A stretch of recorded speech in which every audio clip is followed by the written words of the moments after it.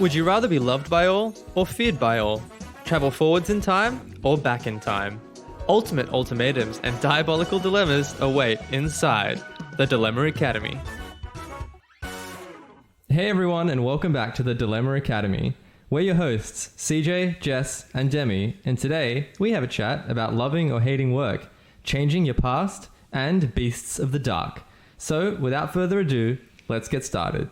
How was everyone's week? Good. It's getting busy now. It's like people want work finished by the end of the year. The end of year rush. Yeah.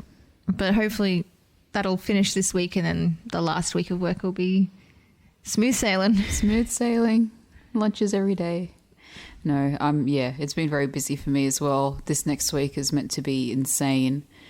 And then, one more week left of work before Christmas and New Year's and break and all that. So yeah, all the looking Christmas forward to parties it. have already sort of started, and things are gearing up for the end of the year already, which is kind of cool. Speaking of which, today we got some really good deals on some Christmas decorations. I thought we'd finished buying all of our Christmas decorations for the year, but nope. We went into Aldi, and you have to have a look down the middle aisle like every time you go into Aldi. Like, is it even a trip to Aldi if you don't go down the middle aisle? Well, we went down there anyway, and we found like our favorite kind of like little village Christmas decorations for like 30% off, and we had to buy them. So we've got a couple more to add to the village scene, which is already quite full at the moment. So You haven't put them out yet? No, we have not put them out yet, no. But we will very soon. So we've been eyeing one of them off for a while. So we bit the bullet and we got it finally. You could have waited until after Christmas and then got it off at like 50% or something. Yeah, but we figured that this way we'd still get to make use of it for like 3 weeks, over these next 3 weeks. So kind of made sense. Daisy must know that we're recording. Yeah, she's like quiet like the night for hours. And then as soon as the microphones come on, she's all... She wants attention. Yeah. Any other stories, guys? Oh, yes. Week? Oh, yes. A story I just had to tell everybody because it annoyed me so much. So I bought donuts from our, local grocer. Yeah. Just the cheapo ones because I was like, I really want a donut. I'm having a bad week at work. I'm just going to get myself some donuts. So I take them home and I eat 2 out of the 6 pack of donuts. And I leave 4 and I'm like, I'll eat these tomorrow, just another 2. Because I don't normally eat a lot of donuts all at once because you will die. And so I'm like, yes, these are good donuts. We've tried that before, actually. Sorry, that would be a tangent. But we have done the, the Krispy Kreme. Can you eat a dozen in one sitting challenge? I ate 6. Yeah, that was a good solid effort as well. I regretted that immediately. Yeah, that didn't leave you very well off. And one of our other friends tried it as well. I think he only got to 6 too. No, he got to 5. Oh, he got to 5. Well, there you go. And he felt even worse than you. So For these are like ones with like the thick icing on. yeah. It's really sweet. They're hard What to get through. colours did you choose? They were like weird colours. I think they were purple and pink. What? Not a normal pink, like the strawberry, chocolate and banana? No, Oh. it's like random. Times have changed. Times have Times are changed. changing in the donut world. They don't make them like they used to. No. Anyway, go back to your story. Anyway, I get home from work the next day and I'm like, donut time. And so I go into the kitchen and my mother-in-law is in the kitchen just like washing some lettuce or something. She's cooking. And I noticed my donuts look weird and all the icing is now like on the bottom of the fan and the donuts like flipped over. Yeah. And I was like, oh, Lily, what happened to the donuts? And she was like, there was ants in them. And so I looked down at the donuts and there's still ants in them. The ants haven't gone. There's still ants in there. She I'm just flipped them upside down. Yeah. I just don't know. I don't know what she did. She said she shook them to get the donuts, to That's how you get rid of ants. to get the ants out of the donuts. Give them a good shake. And I was like, oh my, they need to be thrown out. There's still ants in there. And so I pick them up and I go to take them outside. And she's like, no, you got to put them in a bag so the ants don't come back in. Those pesky ants. I'm like, I just didn't bother arguing at this point because you already should have put it in the bin when the ants were in there in the first place. I'm not going to eat like ant riddled donuts. I'm not that desperate. These fucking real super strategic ants as well. Just they can escape anything except the plastic bag. Thank God, boys, she didn't put the plastic bag on. Let's make it back to the house now. There's still, I don't know, leftovers from dinner last night we can get our hands on. So. But she gives me the smallest plastic bag to put put the donuts in. Like, it doesn't even fit the whole container of donuts. So I can't like tie it up or anything like tight so the ants can't get out. Yeah. And she's like, this is good now. And I was allowed to put it in the bin, which is on the other side of the yard. It's not like it's right outside the door and that the ants could just like sneak back in or something. The ants would have to cross what would be the equivalent of like football fields to get back inside the house. An ant marathon.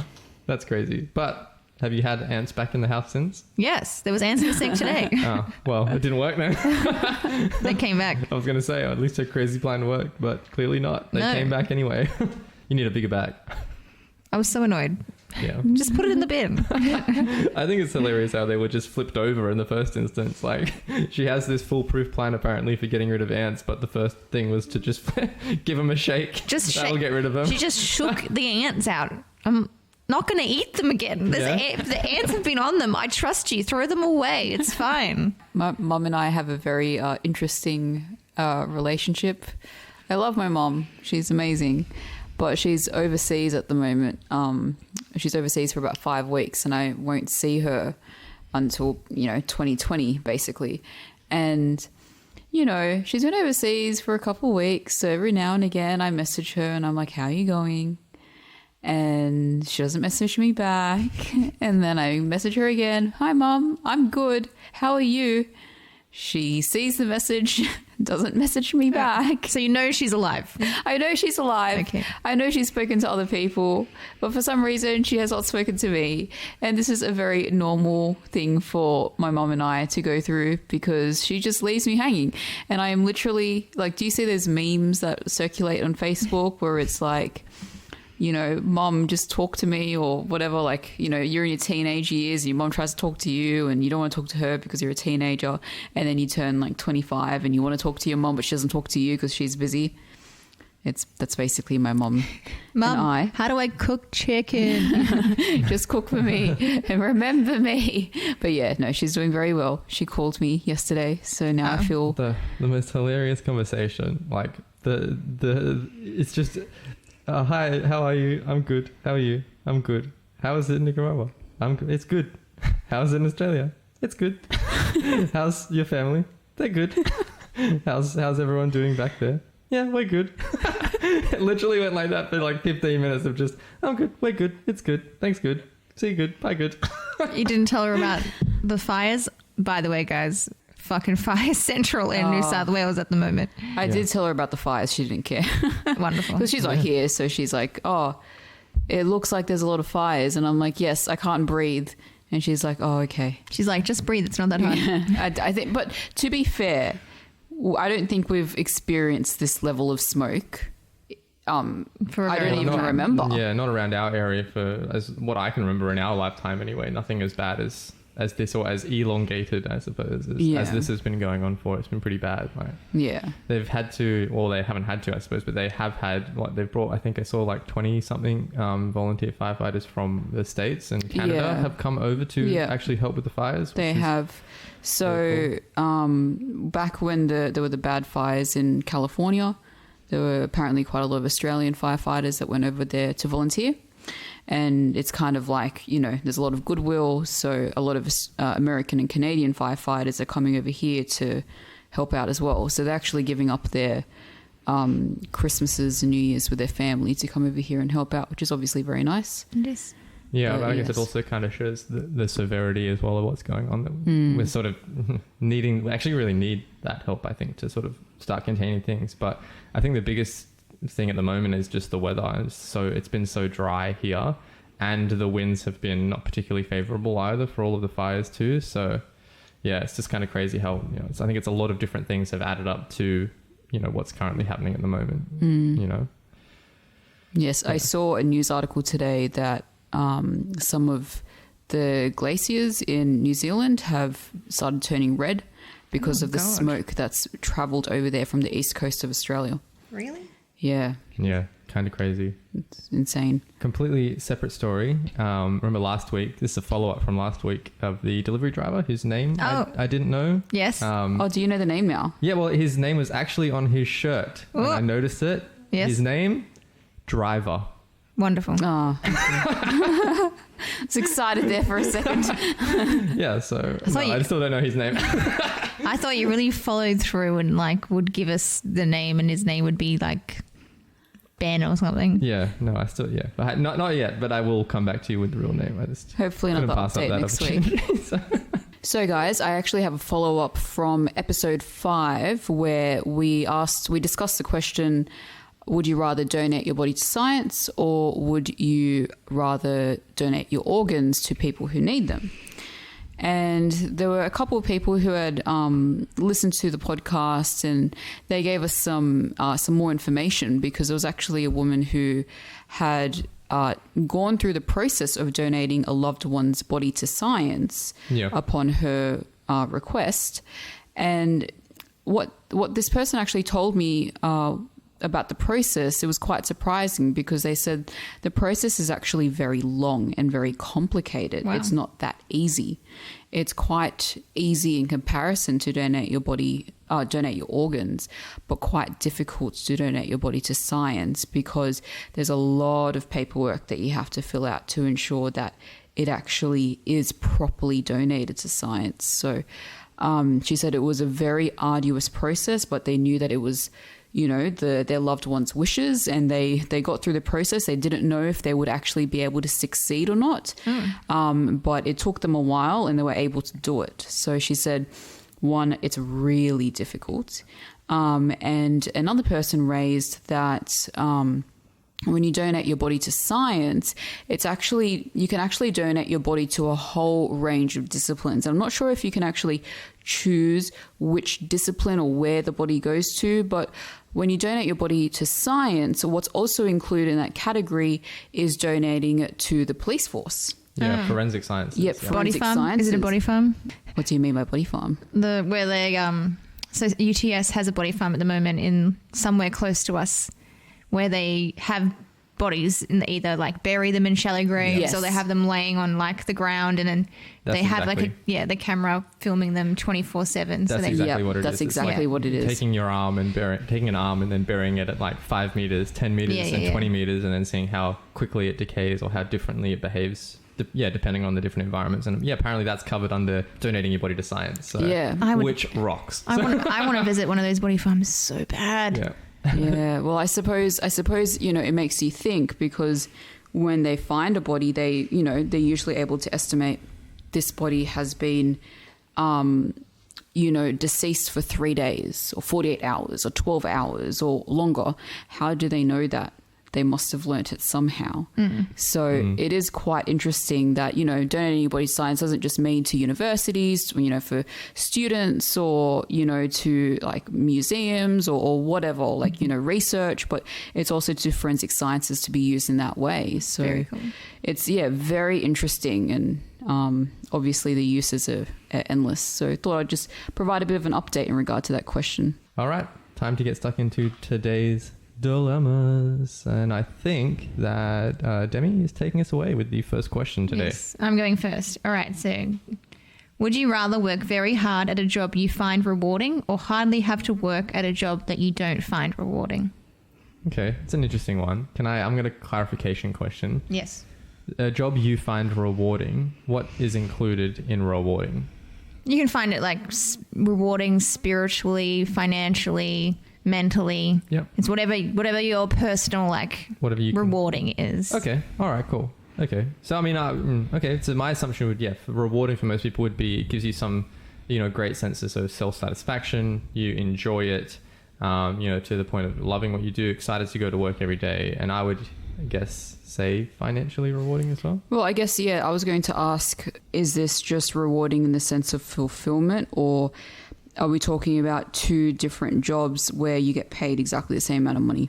I'm going to say let's take money out of this. Let's take money out of it. The aim is like effort versus like how you feel about it. Okay. Effort versus reward, I guess. Yep. Well, okay. So I guess it's an interesting one because what counts as work hard and not work a lot? You know, we sort of talking like work hard is working 7 days a week, 10 hours a day. Because to a lot of people that would constitute working hard. Like if you I wouldn't say 7. I'm not going to go we'll go standard work days. Yeah. But like, you're putting your max amount of effort, you know, in that you might be spending 10 hours a day, but your whole like 10 hours is dedicated to just like doing it. Rise and grind, guys. Rise and grind. Yeah. Okay, cool. Yeah, no lunch break sort of thing. Yeah, that kind of thing. The other option, would that be like a 2-day-a-week part-time job where you're going for a few hours? No, or still the same like work week, but it's like super easy, super chilled. Like, so it's more effort rather than time. Yeah. Effort. Yeah. Okay. All right. How much like effort to reward like do you want to? So I guess think about it this way. Let's like all the controls are in place. All right. Same amount of money, same hours, same location. Yeah. You know, I guess, you know, same people, but in one job you have to, you know, I guess, you know, hard to take a lunch break sometimes because you just have to get all these deadlines done. Yeah. Compared to another job where, you know, you can kind of do all of your daily tasks in a few hours in the morning, and then the rest of the day you're twiddling your thumbs and pretending to work because you don't have too much to do. Or you're just like, you know the job inside and out, just sitting there typing away. You know, you can be still really good at the job. It's just like you don't find it, you know, it's hard. You hardly have to Not work stimulating. at it. Yeah. And it's like, so You're it not doesn't learning anything reward new. you. Yeah. For me, I think my mind goes to the fact that like even in you're working harder at a job that's very satisfying to you. Like even if you're working a couple of hours extra per day, it's still not time-wise much more than, you know, the low effort job.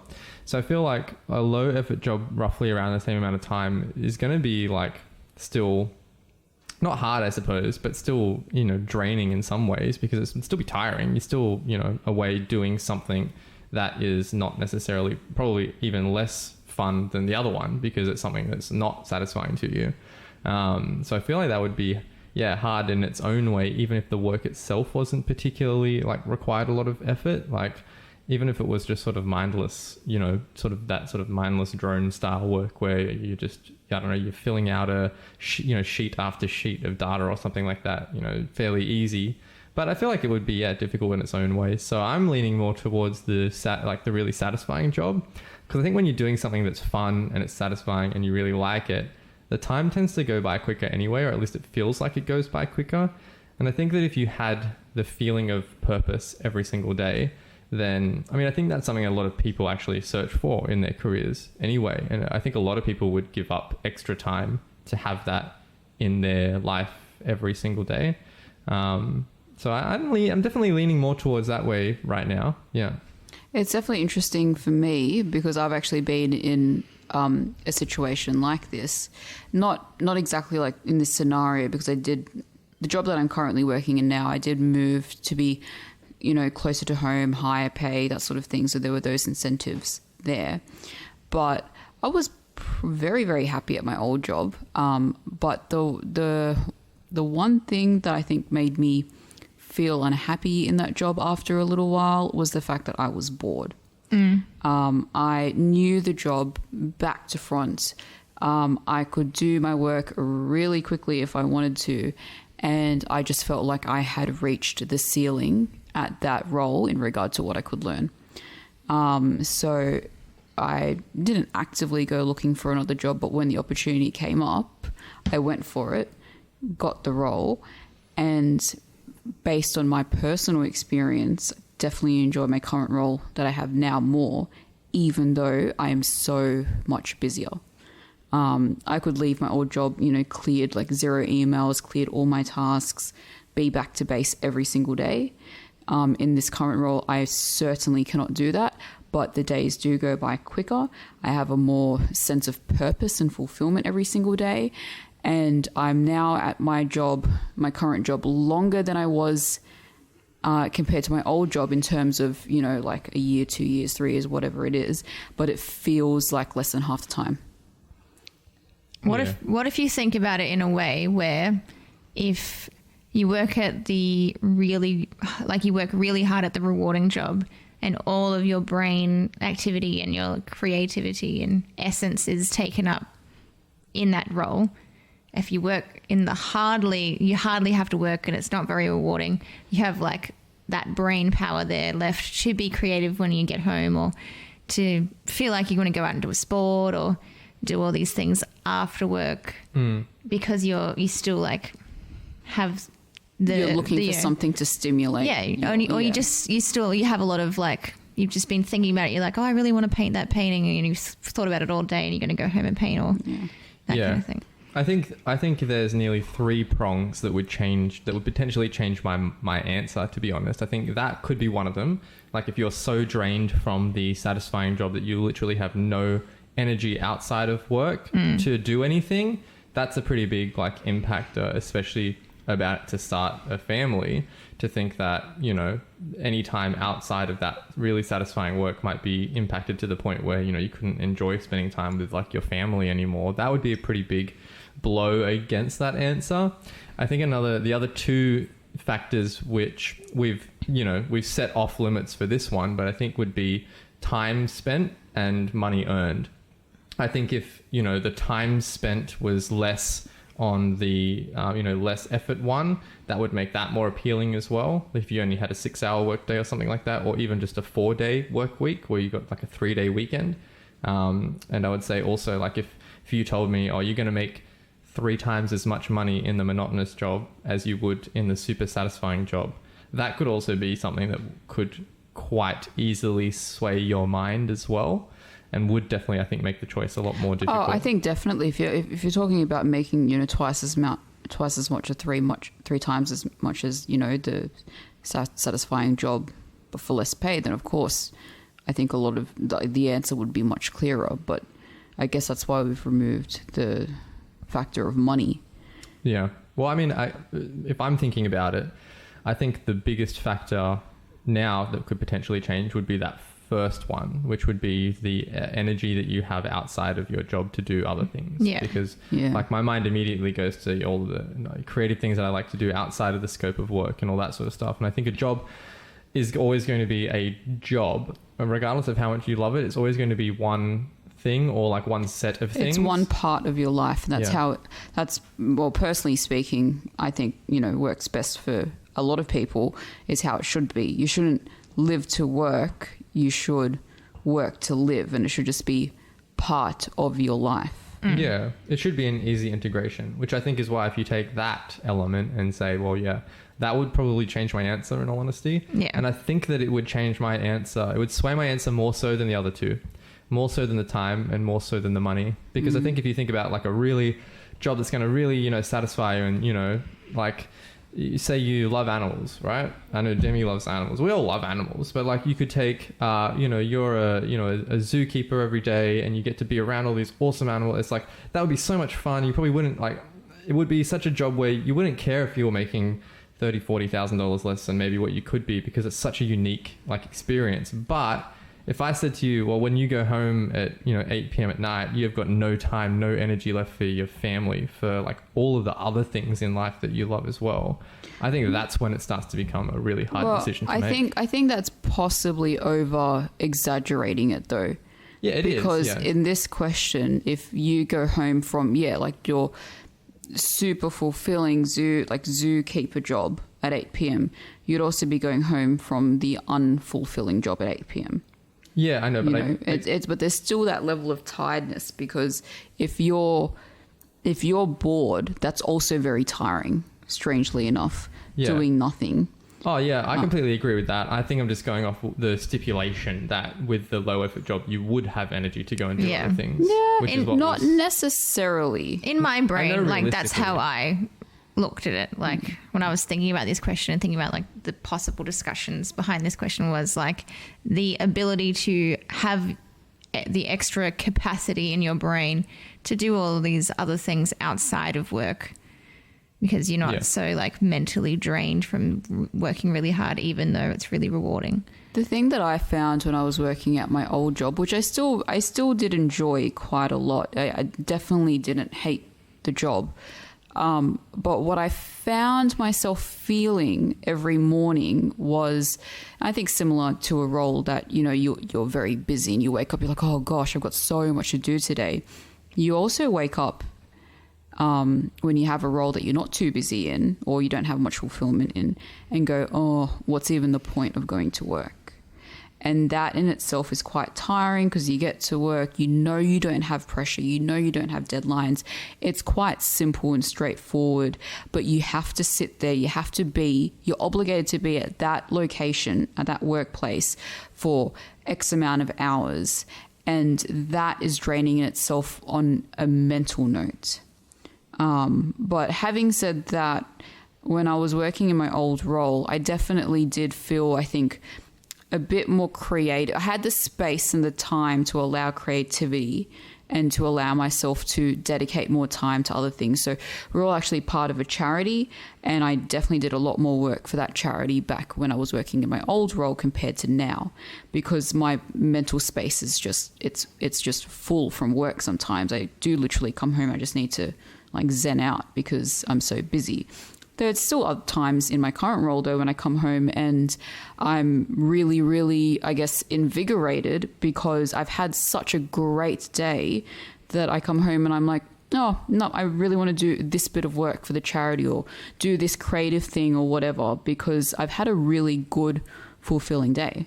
So it works both ways. Yeah, I mean, I think if you look at life realistically, it works that way. I don't think there's any denying that. It's, a boring job can make you feel less energy at night. And sometimes, a fulfilling job that you work hard at during the day is going to boost your energy at night. But if you take the dilemma which we're discussing, and that is with the fulfilling job, you don't have energy ever. That's that part of the question. Yeah. And if you have the low effort job, you'll always have heaps of energy. So the thing with these questions, I suppose, is that they're not necessarily strictly related to what you would experience in real life. They're kind of like put parameters on things. And I think if those were the set parameters. But are they the set parameters though? Yeah, that was my intention behind the question. Yeah, so I think if those are the set parameters, it becomes very difficult because I've done essentially what I'm doing now in my own business is exactly what I used to do when I would work 2 hours away in the city. It's the same kind of work, the same kind of shooting, the same kind of filming and all that sort of stuff. And the main difference is, I think for me anyway, is the differing way that the role integrates now into like personal life. That was never particularly fulfilling for me because, it's a 2 hour to 2.5 hour sometime commute each way. You sort of work to the bone, like by, I don't know, you just don't feel particularly like you're too valued and all that sort of, coming and doing the same thing now and having that sort of personal integration, being able to, do things around the role has been, really great for me, I find anyway. And I think if that was taken away from any job, it would be really difficult if you didn't have energy to do things outside of the role. What are your thoughts on this, Demi? So my thoughts, well, this is exactly what I did earlier. So previous to my environmental engineering role, I was a space planner. It's kind of 2 jobs previous. I was a space planner and it was so easy. I didn't find it very rewarding at all. There were still deadlines. I still had pressure at work. It's just my brain didn't really need to think about the job. I could listen to books and listen to, hours worth of podcasts each day and my brain could be completely taken up by that. And I could still do the work just because it was so simple.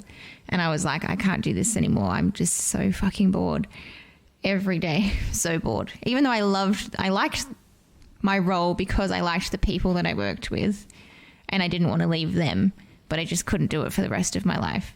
So then I was like, I'm going to go and use my degree. I know it's been really hard to try and find a job in my degree. So I had to kind of go the long way around and move interstate for 1.5 years to get experience. And that involved leaving all of my family and friends behind and moving 9 hours away. So I could be doing a job that I found rewarding. Yeah. Which then definitely took away all of my creative and social aspects because I had to leave everything behind. And then now I've been able to get a job back in in Sydney where we live now. And the role is even more difficult than the one previous and even harder, but I just feel a lot better about what I'm doing. Even though when I go home, I'm it's so hard. Yeah. But then I just feel better about what I'm doing and that I'm making an impact in the world. I have a little, I have energy to be creative because I've kind of forced myself to do it because I paid for classes. So I have to go to them. if I was doing if I hadn't paid for classes, there's no way I'd be going and doing anything creative after work. Yeah. I think it definitely comes down to, I suppose, how much effort you want to put into the various different things in your life. So it almost goes hand in hand when you really think about it. If you are a person that would rather have a more strenuous job where you're doing more, or you're a bit more pressured each day, but you get fulfillment out of doing that, then you are most likely the type of person to also be able to push yourself to do additional things outside of work.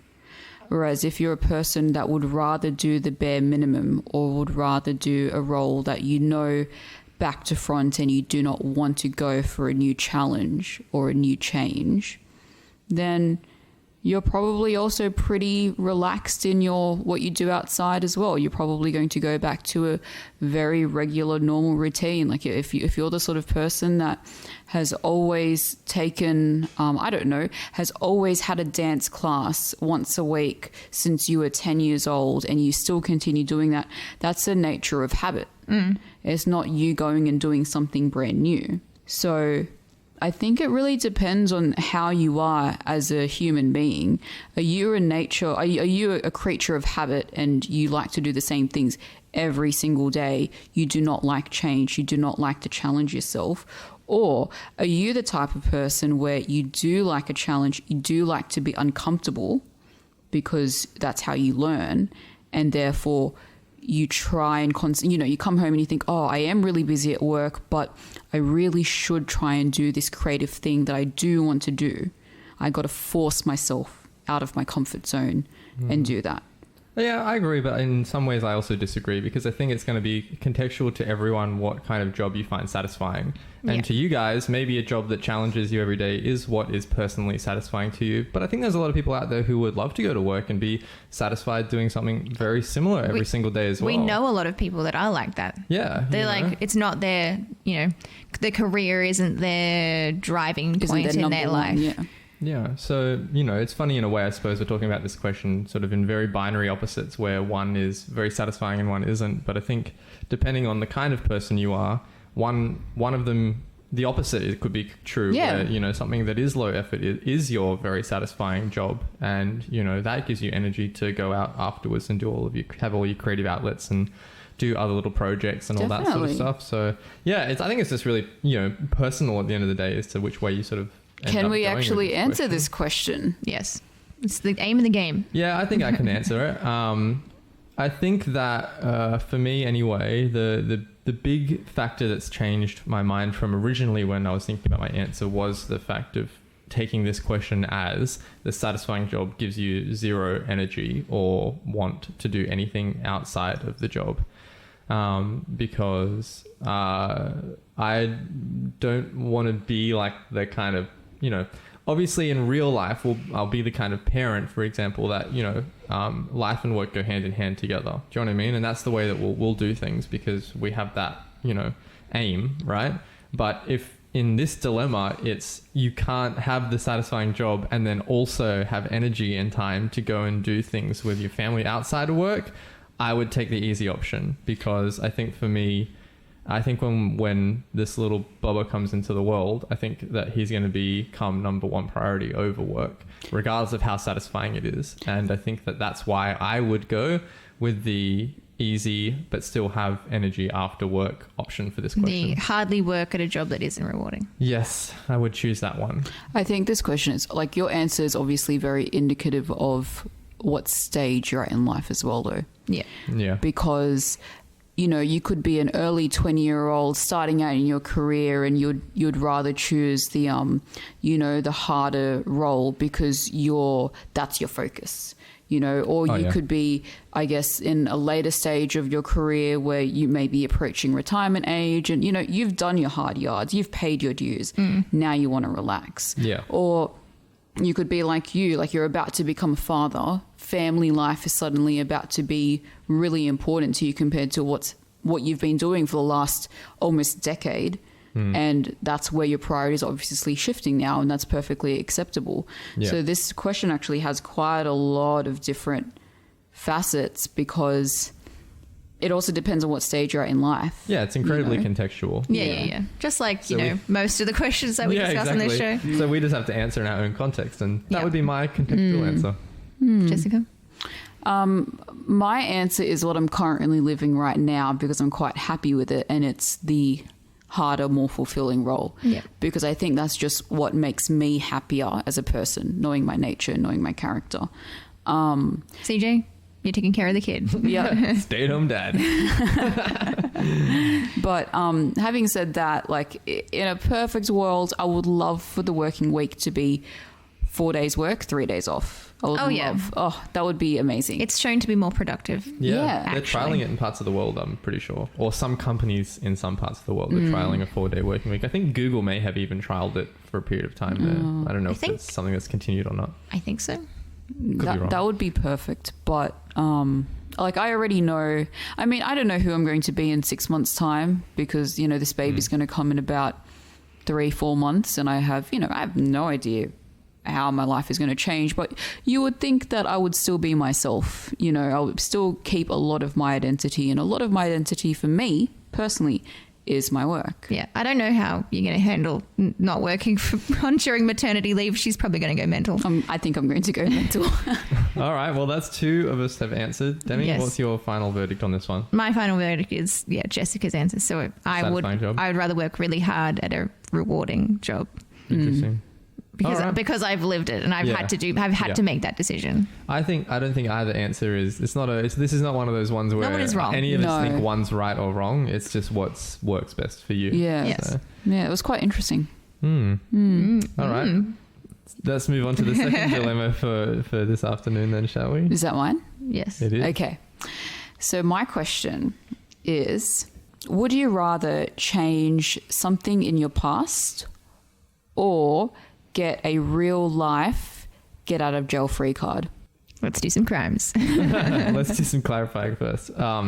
Change something in your past. All right, that's pretty self-explanatory. You can go back and change any one moment in your past. Yep, one decision, I would One say. decision. A decision that decision. you have made. Okay. All right. Good. And clarifying the get out of jail free card. So I'm assuming that just essentially means you get off scot-free for one crime. Yep, exactly how it works in Monopoly. Okay. And Don't commit crimes in Monopoly. Can you Well, imagine a crime version of Monopoly? You That'd know. be awesome. Rob the bank. Yeah. Steal from your neighbor's house. Yeah. Pass go and steal all your neighbor's it's like money. when you get the free get out of jail for free card. Yeah. Like that. You got one of those in your back pocket. Yeah, yeah. Doesn't matter what crime you've Do done. the crime. And you just, slap that, give that to the judge. You walk out of jail. Okay. Excuse me, Mr. Policeman. I have this. Hands across the car. You can't my arrest God. me. You're free to go. I've never seen one of these before. It's legit. Would you have that crime still on your permanent record, or No, is it just it's wipes that crime completely, wipes. erased completely? completely erased. You were not convicted. Interesting. I like to think my mind goes to the crime initially. My mind goes to the crime. My mind goes to crime, and you got to think I'm going to steal a whole bunch of money, or do something to get a lot of money, and then you wipe the crime, and I'm left with all of this money. But think about it, you think oh yeah, I'm some kind of crime lord, and I'm going to be able to really easily break into this bank and steal all their money, and I'm just I wouldn't have the first clue about how to steal Oh yeah, a lot you'd of money. still have to know how to do the crime. You can't just say, I hate this person, I'm going to go and murder them. How are you going to murder them though? What? What are Why you going to thinking do? that? As an example, Jess wants to murder. Yeah. it's would you have the strength? Oh, this is getting real dark very quickly. Because I was about to Would you have the I know, strength Jess, to I was murder? talking about stealing the money. You brought up murdering. Well, who knows? I was trying to stare away from the murdering. I'm my brain went to murder, but I'm I won't announce that on the podcast until just now, until Jessica said murdering, and I'm because two peas in a pod, eh?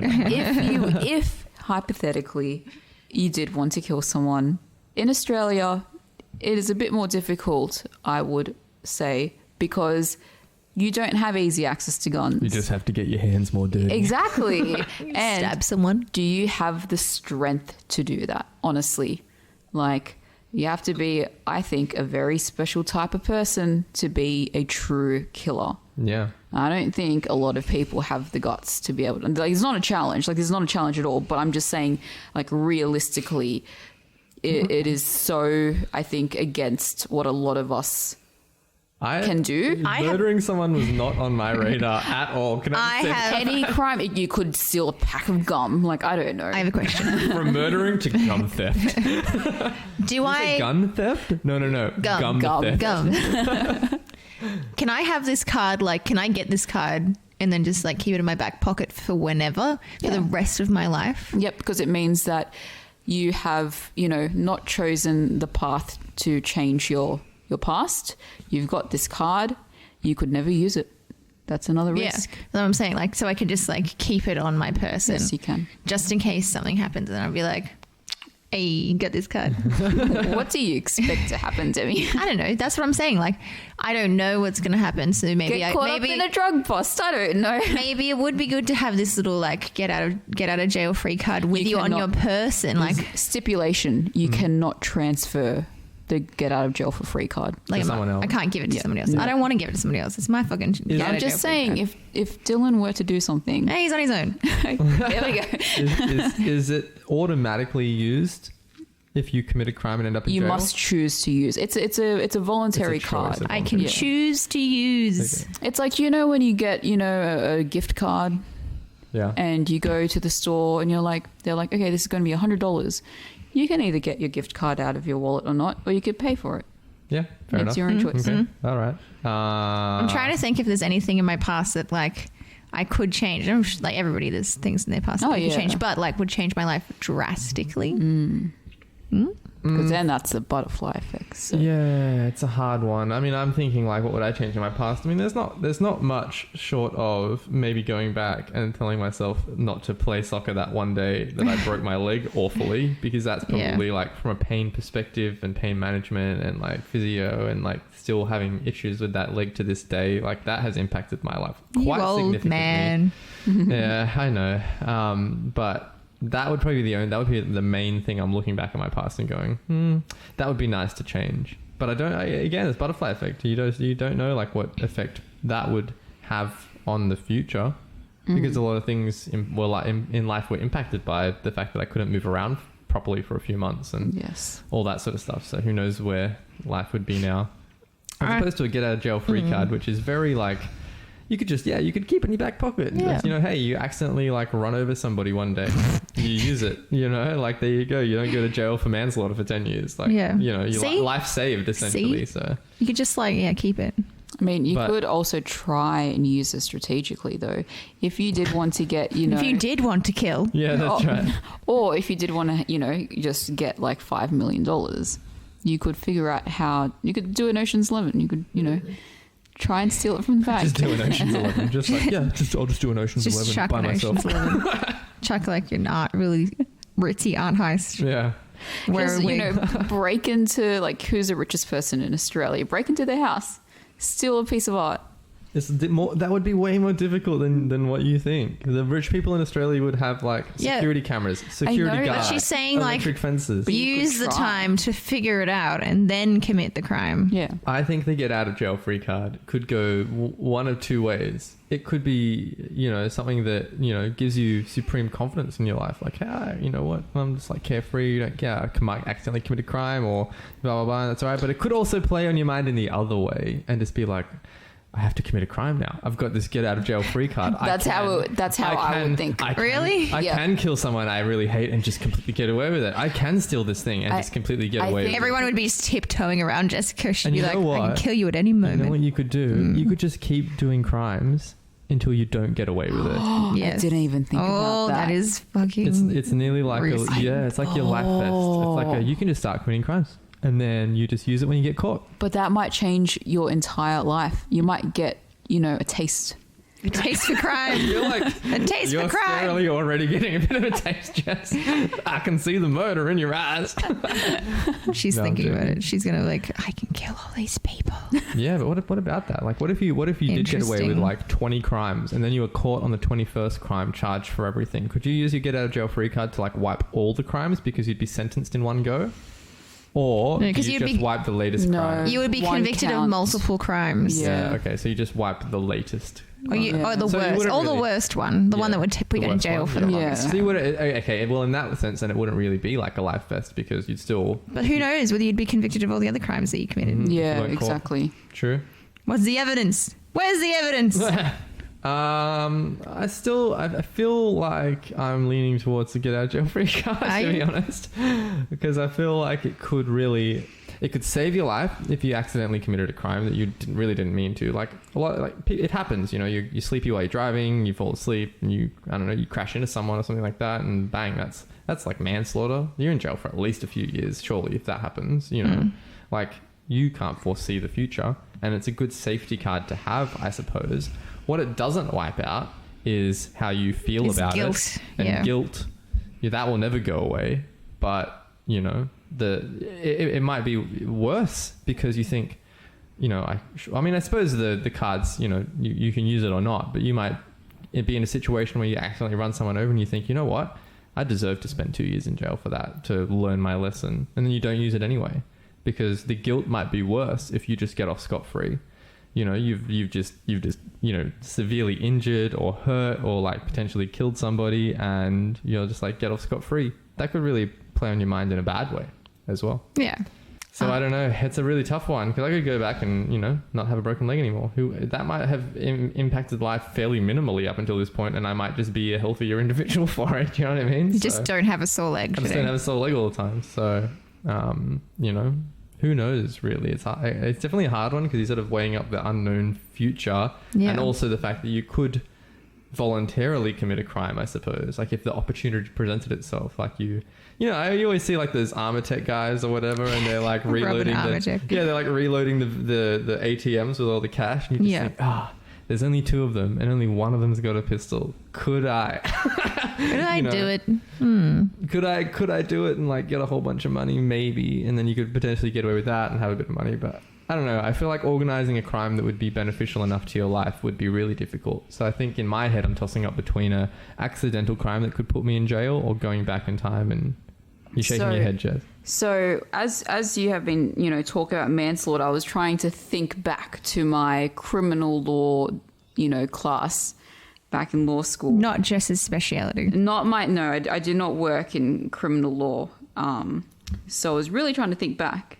In regard to, you know, what I learnt in criminal law. And I've just clarified what constitutes manslaughter, because I know that it's different from murder in that you need to have intent to murder, so you don't have that intention for manslaughter.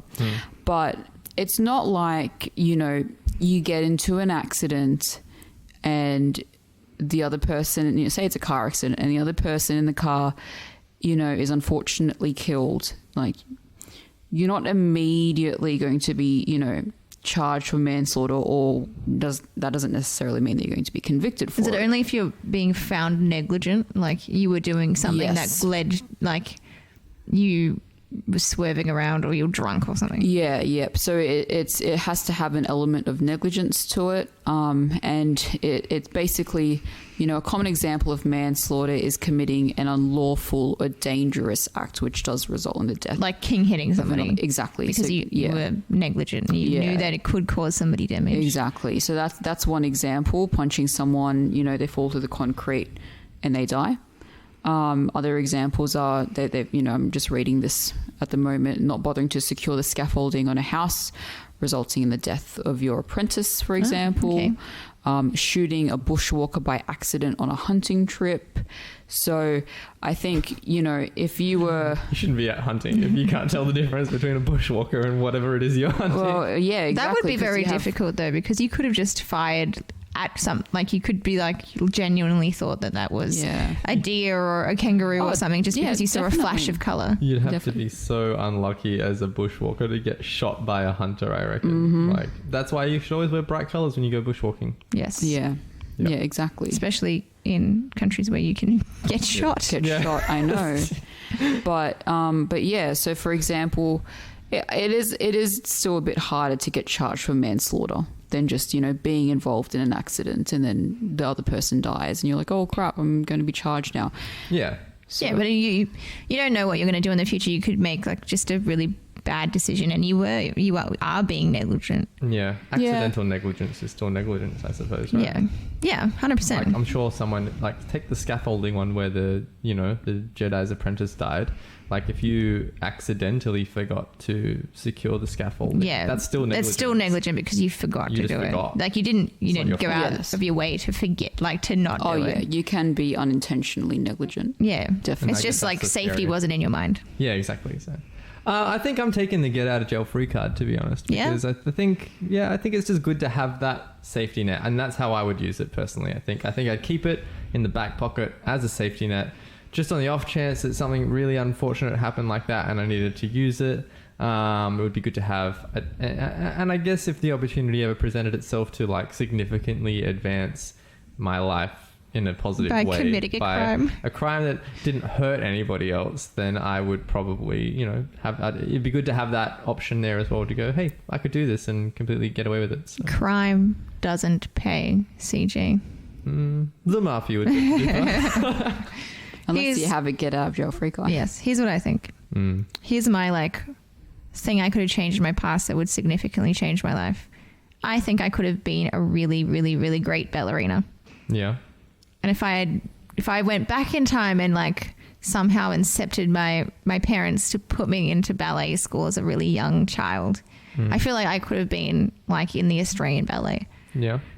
But so I'm quite like, I was quite good at it. But could you have incepted? You get to change one decision. Your parents, though. You can change one decision. I thought it was your own decision. You said your own decision. I mean, yeah. You didn't say your own decision. You just said change one thing in your past. You can change one thing in your past, but you also have to be successful at changing it, I suppose. Yeah, that's the risk that it's a risk that you're taking. Yeah. I'm sure my parents at one point discussed putting me in ballet. My mum always talks about it. She was like, oh, you could have made a great ballerina. I'm like, so why didn't you put me in ballet school, Mum? Thanks for that. So I really think I could have been a very, very good ballerina. I have the body shape. I've done like gymnastics and stuff, and now I'm doing aerial, and I'm finding it all very easy because I have the body shape and the flexibility and the strength to do these things. Would you have wanted that life though? That's the other thing. So being a ballerina is very difficult, and there's a lot of pressures. It's not all pretty. It's not all pretty. We went and saw the ballet a couple of months ago. Yeah. I think I would have liked being a ballerina. Okay. I'm naturally very thin. It doesn't require that much effort from me to maintain how thin I am. And if I was doing ballet like professionally, it's an 8-hour, it's an 8-hour a day job. You're practicing constantly. I think I would stay thin and I would stay strong just because that is my body type. And I really love dancing. Dancing is a lot of fun. And I could have been like traveling the world being a ballerina. So you would choose change your past. That's what I'm thinking. Like, even though I introduced could I keep this jail free card in my back pocket to like get out of crimes in the future, I feel like I could really have a different, such a different life now if I had gone back and like incepted my parents to make me a ballerina. And it is hard with, ballet because it's not like you can do that now at your age. I can't go and be a world-renowned ballerina like now. You have to start when you're like 4. Because you made me think about, is there something that I would have changed? And something that I probably would have tried to change is trying to convince my parents to continue letting me learn their respective languages, so Spanish and Bangladeshi. So that I'd know 3 languages right now. As it stands, I know Spanish semi-fluently. I'm constantly losing it because I don't use it. And I've completely lost whatever amount of Bangladeshi I had because I just don't use it. I don't even I speak to my parents in English. They speak to me in English. And I would have loved to be, what would that have been? Trilingual. Would have loved for that to be, my scenario right now. But I can go and learn those languages but it's a lot harder now. a lot harder, but still possible. So Yeah, I can go and do adult ballet classes. Considering it next Adult ballet. considering it next year, making doing contemporary ballet or something. I don't know. You just add adult in front of anything, and it makes you think that it's like triple X rated or something. That's what I was like. What's adult ballet? well, you know where your mind goes Get to. your mind out of the gutter. There is a sexy ballet that comes to Sydney a few times. So it is a thing. But I think I do know my answer, and it is to have a get out of jail free card. I will not elaborate on as to why. She wants to kill. Okay. All right. So I guess that I went with that, and you went with that, Jess. Demi, are you? I don't want to murder anyone. This is not a confession, by the way. I just feel Use this as evidence in the future. I just feel like I could potentially do an Ocean's CJ, 11. flag this now. Dun, dun. If we find you dead, I'm looking at Jess. I Yeah. feel like I know enough about the law anyway to get it. No, I'm just joking. Watch out. Shouldn't have ordered you all those knives. Watch out, CJ. I think I'm going to change my past because I feel like I have really big guilt factors. If I've done anything, I can't even call into work fake being sick because I feel so guilty. I'd rather tell my boss I don't feel like coming to work tomorrow and having a day off than going bring, oh, I'm so sick, because the whole rest of the day I feel really bad. Yeah. I mean, if that's your sick voice, they're not believing it anyway. Normally I've done it once or twice in the past and I've text messaged. Yeah.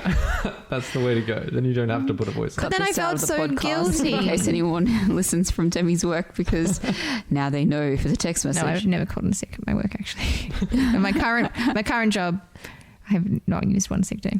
All right. Well, that's it.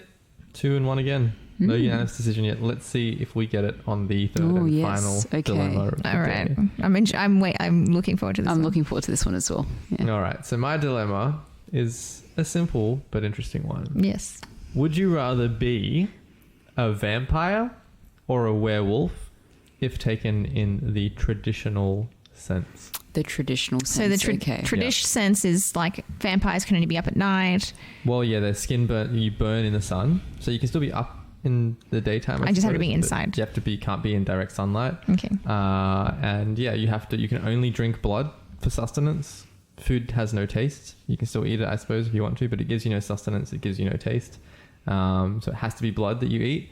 You can turn other people into vampires by biting them. I think that's traditional vampire can do that. Yep. Yes. You can turn into a bat. Is that Oh. traditional vampire Sweet. can turn into a bat? Okay. I think. Mm-hmm. And then, or you've got werewolf, where No. You got to continue on, because you've basically just told us the very superficial things about being a vampire. Does the vampire have superhuman strength? no, not in the traditional. So sense. then what's the point of being a vampire then? What do you mean? What's the point? Okay, so you've got all of these negative qualities, but Yeah. Well, What vampires is- can only be killed by a stake to the heart. yeah, wooden stake to the heart. so immortality. But you also get put off by garlic cloves and stuff like that. Okay, so weakness to garlic. Yeah. But I thought, Weakness to garlic. That's the top one, weakness to garlic. but I thought that traditional vampires were much stronger Yeah. than a normal human. In No. my knowledge of vampires, they are stronger than Yeah. than a regular I person. think so. Well, let's take it in this one that no, they are not. But you are immortals. I am Back looking to this up. Dracula. Dracula didn't have extra human strength. I thought he did though. I thought Dracula did. Look it up. Look it up. Talk about the werewolves. Talk about werewolves. So werewolves, I suppose you just pretty much are a normal person, except when the full moon's out and you turn into a wild, uncontrollable wolf. And then you have superhuman strength. Because And then you're a werewolf. you have crazy strength, I suppose, during that period of time. So, but I guess the How main, do you kill a werewolf? Silver bullets. Silver bullets. The only way to kill Or a wolf. killing the thing that turned you into a werewolf? Is I it don't a know. traditional I sense thing? think so, but we could find out. But yeah, I think silver bullet's the main one. I guess the big difference. Isn't that also a vampire one too, though? Is it? I think thought it so. was just I a think wooden a stake silver- as a vampire. Here we go. Jess has I've got it up. You're completely wrong. What did CJ. you Google to get this? Dracula, Count Dracula. I'm Okay. on the Wikipedia page for Count Dracula. All right. This is legit. Okay. Count Chocula, magical cereal man. So Count Dracula has many different supernatural abilities, believed to have gained his abilities through dealings with the devil. So Dracula has superhuman strength, which, according to Van Helsing, is equivalent to that of 20 strong men. He does not cast a shadow, does not have a reflection in mirrors, immune to conventional means of attack. For example, Conventional means of attack. a sailor tries to stab him in the back with a knife, but the blade goes through his body as though it is air. He can defy gravity to a certain extent and possesses superhuman agility, able to climb vertical surfaces upside down in a reptilian manner. He can travel into unhallowed ground, such as the graves of suicides and those of his victims. He has powerful hypnotic, telepathic, and illusionary abilities. So come on, these are some pretty great abilities. Yeah. He also has the ability to, within limitations, vanish and reappear elsewhere at will. He seems like the OP vampire, though. Maybe like a Regn's vampire wouldn't have all these things. I'm just like going to look up like a normal traditional vampire, what powers they have. Then Count Dracula is... Count Dracula sounds like the origin. But what about like the regular vampires that Count Dracula turns people into? Wait, I'm not sure. Wait, hang on. Let me continue reading. There's more? There is a lot more. Wonderful. So if he knows the path, he can come out from anything or into anything, regardless of how close it is bound, even if it is fused with fire. What does that even mean? I do not know what that means. That sentence doesn't make any sense. He has amassed cunning and wisdom throughout the centuries, so I guess we wouldn't have that cunning and wisdom if we suddenly became vampires now because, we're young. He can command animals such as rats, owls, bats, moths, foxes, and wolves. Moths. However, his control over these animals is limited. Okay. Okay. So I've got from European manipulate folklore. the weather. So I believe European folklore would probably be the oldest iteration of vampires. Yeah. I would imagine so. So immortal is yes.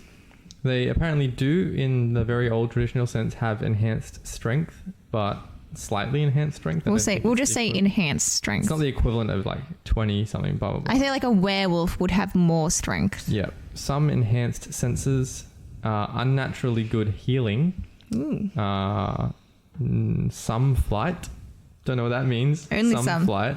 Maybe because they could turn into a... Or maybe it's that bat. defying gravity thing. Yeah, kind of like... So you like jump off a cliff and then like kind of sail. Yeah, that's right. Like gliding, but rather than flying. Gliding ability. Shape-shifting, yes. So turning into a bat, definitely. And then various other powers based upon region, such as some having control over nocturnal animals. So I think if we just go with those as the powers. Okay. Immortal, somewhat enhanced strength, and like somewhat enhanced, senses. Ability, senses, and also like some anti-gravity ability and shape-shifting. Yep. But also with all of those negatives, I suppose. As well. So the negatives, obviously, that thirst, the bloodlust is a negative. Is it though? Is it?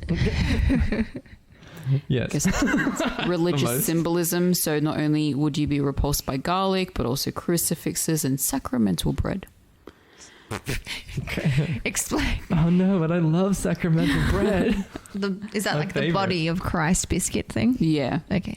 But also, according to Dracula, he does go into a death sleep during the middle of the day. So you would not be awake during the day. Oh, you would only be awake at night. All and, right. they go into a death-like sleep with open eyes, unable to awaken or move, maybe unaware of the presence of because that's when people go to kill them. Yeah, during the day. So you are only awake at night. At night. Okay. Interesting. So that's limiting Some your heavy negatives. powers. Hardy, guys. Despite having those superpowers during the night, I suppose. Up all night. Rave time. Vampire rave. Vampire rave. So I suppose like a werewolf then in comparison to that is like you would get to live a fairly normal life. Yeah. You just have to like watch out for that one full moon every month or so. Chain me to the wall. Yeah, there's a lot of that. But then like, sometimes they're so strong that they break out of the chains and the chains didn't do anything. So Isn't that always the way? yeah, they're always breaking out of the chains. And then name me one werewolf movie where they don't break out out of the chains that are meant to hold them. So And then you could like accidentally kill like your friend or something, or your Yeah. partner or your child. Yeah. So what are we all thinking then on this one? I love vampires. So you would be like leaning towards the vampire, because I feel like there's a lot of heavy negatives with vampire. Do you want to be a creature of the night? Yeah, you're asking me like that's a bad thing. I mean, if But, you like- were in Australia, it would be a bad thing. You wouldn't really get You to mean like see much Sydney of- specifically? Yeah, I suppose. Like, there's a lot of daylight, I guess. Well, that's what especially in summer. you'd have to move to. The Arctic. Antarctica. Yeah. Well, I would move from for half pole the to year, pole Yeah. during the years. You'd also be very cold though. Yeah. I Some don't life care, I'm as a vampire. I am the master of the night, and there's just no one else there. You need blood to sustain you. I'll Yeah, just you kill go a into penguin your or blood something. loss. You can't drink penguin You blood. can't be a It's vegetarian. human vampire. blood. It's not a vegetarian if you're drinking penguin blood. I'm a vegetarian. I only drink penguin blood.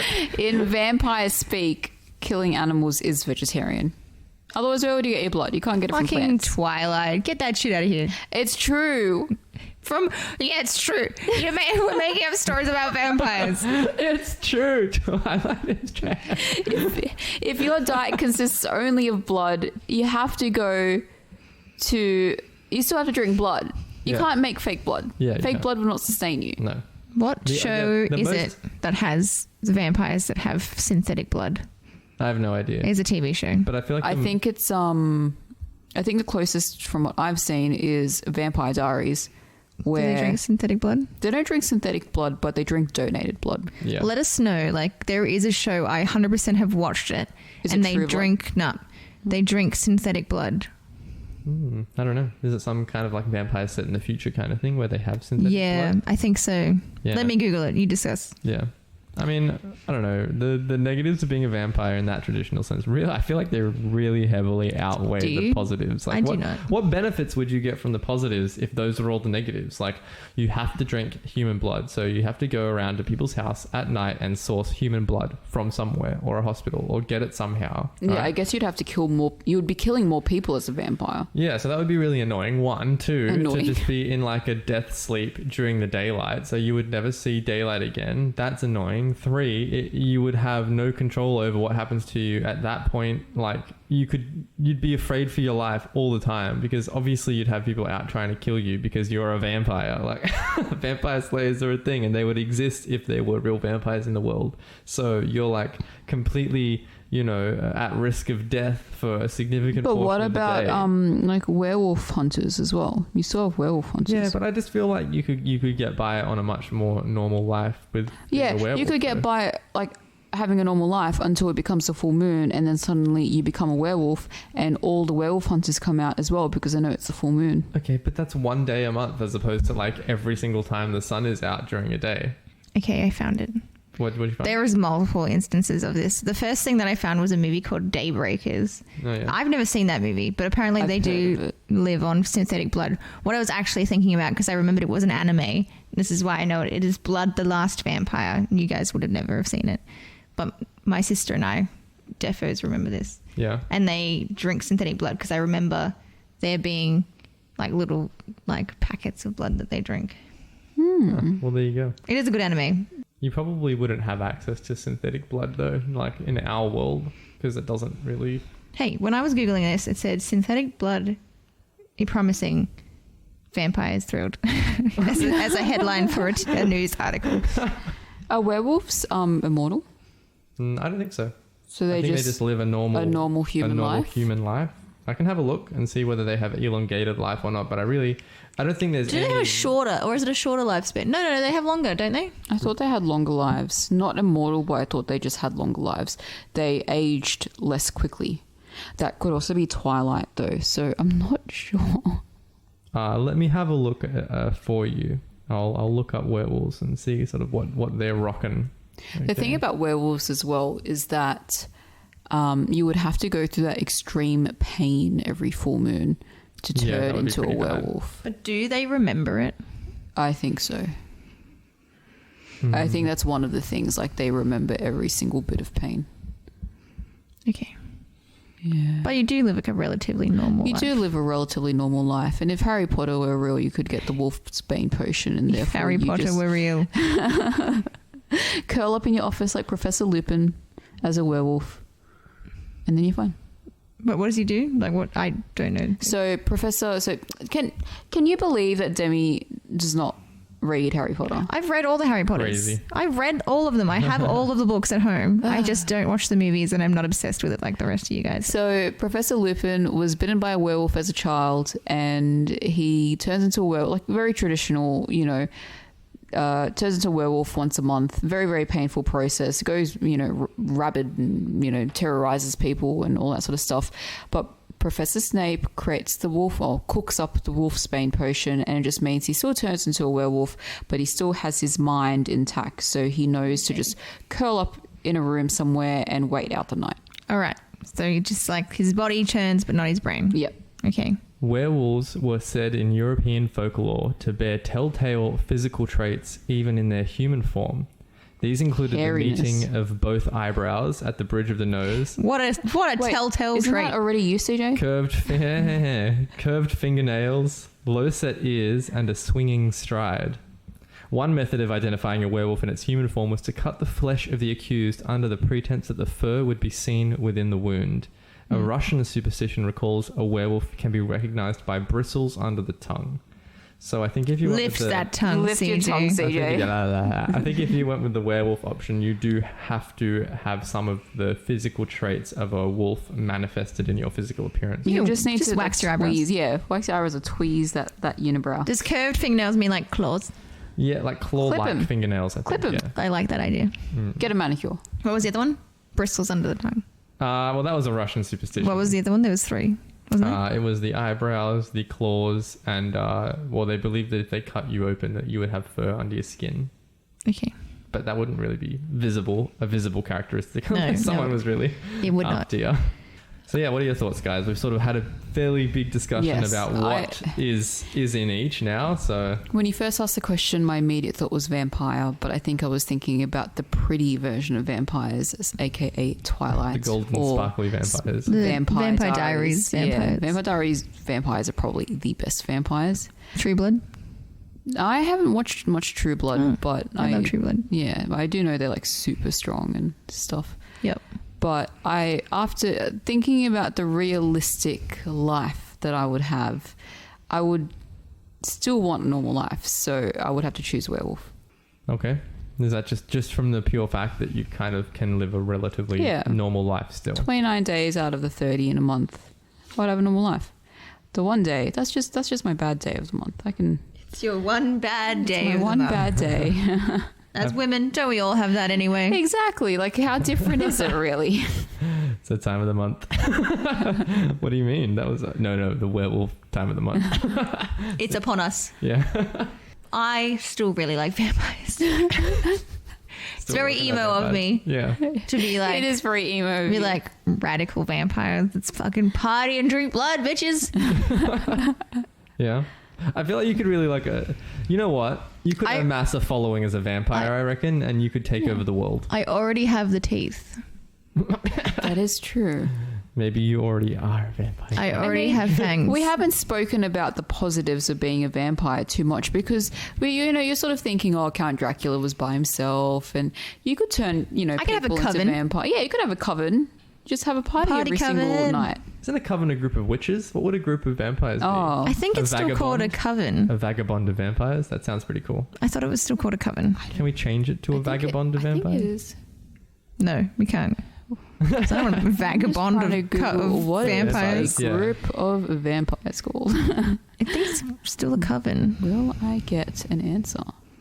Well, anyway, I guess what I was saying about the vampires was There's a few different answers. A group of vampires has variously been called a clutch, a brood, a coven, a pack, or a clan. I like coven. I'd have a coven. I'd call mine the vagabonds. You go and do that. You'll fucking be teased by all the other I vampires. feel like you could take over the world as a vampire. I feel like you could amass a following. You'd become like a satanic symbol. You'd become like a religious deity. And you could, I reckon you could live a pretty good life, yet, albeit in the night. Yeah. It's still like the whole, I don't know if I really like, if I could drink synthetic blood, even though it'd be difficult, You would always have the bloodlust, though. What about blood that was given to you by your loyal followers I'm cool with that. that were humans? And If said, they You mean like Vampire Diaries? If they offered it to me, well, that happens in True Blood too. Oh, yeah. okay. And it would, honestly, I think it would happen in real life if you found people that were like willing to give you their blood. There is because, like, crazy people out there Oh, yeah. today Yeah. in the real world that Satanists and all that think sort of stuff. let's not just dirty the name of Satanists with these mental cases. Okay. Satanists aren't all bad, guys. No. I mean, I'm not saying they're bad. I'm just saying, like, if there are people out there that worship Satan as their god, then there would be people out there, I think, that would worship a vampire as their god. Oh yeah, as yeah, well. yeah. That's yeah. what I'm If saying. that's what you mean, yes, Yeah, so that's. in I thought you were being like, reality, oh, yeah. the Satanists out there are all vampires. Oh, they're not. No. Hey, you know, in the Bible, that Satan only killed directly 2 people in the whole Bible, and indirectly 6 other people, totaling 8, I think, or 8 other people. How many did God totaling 10? kill? Thousands. Millions. So, just putting that out there. Wasn't Satan an angel that like Yes, was that went bad. sent by? Yes. No, he didn't go bad. Didn't he get sent to hell to look after the people that were bad, and then that made him angry or something? According to the Chilling Shows how Adventures of religious we Sabrina. are. Yeah, all my knowledge is from the Chilling Adventures of Sabrina. He was an archangel, and then he I don't know, I think he like had a different philosophy, and that was like against God's philosophy. Okay. And so then he was sentenced to be the devil. Yeah, to be like the devil. the gatekeeper or something, or the protector of hell. I don't know. I still really like vampires. I just don't know. Being a vegetarian, do I want to drink blood? You would always have that bloodlust. That's something to I think know, about. but I still really think vampires are radical. Yeah, that's all right. Rad, dude. Give me that. If it was synthetic blood or like blood of people who like were giving Volunteered. it, yeah, volunteered. Maybe I could like do my own justice and like hunt down pedophiles and eat their blood, like in Santa Clarita Like Diet. Twilight. Do they do that in Twilight? Well, Edward did. I know way too much. Do they do about that in this. Twilight? Yeah. Well, how do I know all this? So in Twilight, when Edward tells Bella, "Oh, I have killed heaps of people," because he was doing like the vegetarian diet for a while, and then he resented Carlisle for making him a vegetarian. So then he went off on his own for a couple decades, and he killed For like people. Carlisle. Yes, CJ likes to call Carlisle Khaleesi. Carlisle. It's like Khaleesi, actually. But yeah. Car Leslie. So for a couple decades he went off and started killing people and like, you know, drinking real human blood as opposed to animal blood, but he would only go after the people who had, you know, were murderers and pedophiles and that sort of thing. That harsh justice. That harsh justice. I don't know if I'd want to even drink their blood, though. Oh, it's still blood. It's Blood is blood. blood. Blood is blood. You don't know what that cow did. You're just eating that cow. What if that cow killed your family? Would you want to consume it? I'm just liking it to meat. I'm sure it's not the purest, most tastiest of bloods, because usually those people are, you know, smokers and drinkers and drug users. Really and like taste it. stereotyping criminals. Hey, like, I know my clan. No, I'm just joking. She knows her murderous Yeah, clan. I know my clan. Yeah, I'm leaning towards vampire just because I feel like you could. I want to change my answer now. I forgot about how good it was to have a coven. Yeah, I'm thinking vampire just because like werewolf would be excruciatingly painful once a month. I feel like that would just be something that would hover over you like all the time. You'd just be counting down in your head the days until the next time that all the bones in your body break, and then, you know, you lose control and could potentially kill everybody that you love. At least as a vampire, yeah, sure, you have bloodlust, but at least you have the state of mind to know who to target, you know, at the very least, or how to get blood. Do they, Hope though? you do. Yeah. The I think you bloodlust could- is meant to take control. It's a lust. It's Like, and it's hard to control your urges. yeah. But I think you could probably control them enough that you could just go to the next person, or you could go next door. Well, it's like in Twilight. They say the newborns are really hard to control, and then after, you know, again, decades, they get their mind back, and you can start controlling yourself. Yeah. New bloods. When was the most recent time you read Twilight? Oh, like honestly, years ago. Really? And you still have that much knowledge, Twilight knowledge? Yes. Jesus Christ. Team Edward, or what was the other guy? I was definitely Team Jacob. Edward. Who cares about Jacob? Why did I choose werewolf? I have to change it to vampire. Are you changing to vampire? I'm changing it to vampire. All I right. know the werewolves are always lame. What was that? What When was, are the werewolves even like cooler? Werewolf suck. what was Go that? vampire. Unibrow. what Don't think about it as though it's Twilight though. But if it was Twilight, I'd lean more towards the werewolves because they had Really? control over their power in Twilight, and it didn't cause them pain when they Yeah. changed. And they changed to giant wolves, Yeah, that was cool. Did they? The werewolves in Twilight are pretty cool. so that would be pretty cool. Because then you could just lead a normal life, and oh, by the way, I can change into But a you giant said wolf. tradish. Yeah, but I did say tradish, and that's why I'm going with a vampire because I feel like either way it sucks. Vampire, yeah, sure, it Sucks. sucks in some ways, but sucks in other good ways, like blood. Are we a vampire That's my blood sucking. today, or are we like being a Today. vampire and a werewolf back in like the times when people are worried Today. about them? As in the traditional sense, but as of today, like Okay. right now, like I'd you go to sleep and you wake up tomorrow As a vampire or a werewolf. I mean, I don't know how I would make money. What? Just have a night job, night film. Work a 24-hour shift at a hospital and take all the night job. a nurse vampire. Could you? That would be the hardest job as a vampire to work in a hospital. I No, reckon. because then you could have easy access to blood. Yeah. Just write it. No. Just write it off. Person's going to are you die sucking that blood that I'm anyway. meant to have? What they don't know. Just give me one more suck. Work in palliative Twilight care. was a doctor. He was. That's very true. This is not Twilight.